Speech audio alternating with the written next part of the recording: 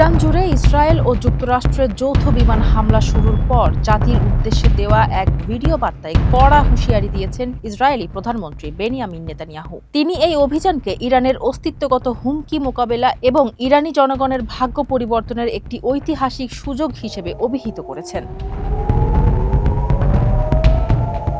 অভিযানটির নাম দেওয়া হয়েছে operation the roar of the lion. Netanyahu জানান, ইরানের সন্ত্রাসী শাসক গোষ্ঠী গত ৪৭ বছর ধরে ইসরায়েলের মৃত্যু হোক এবং আমেরিকার মৃত্যু হোক স্লোগান দিয়ে দুই দেশের নাগরিকদের রক্ত ঝরিয়েছে।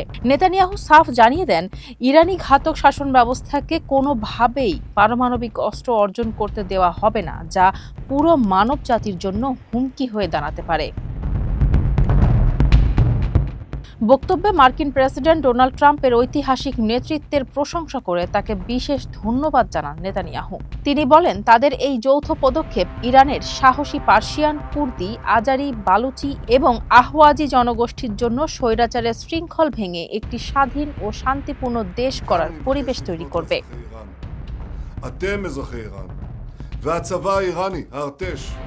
বর্তমানে মধ্যপ্রাচ্য জুড়ে চরম উত্তেজনা বিরাজ করছে।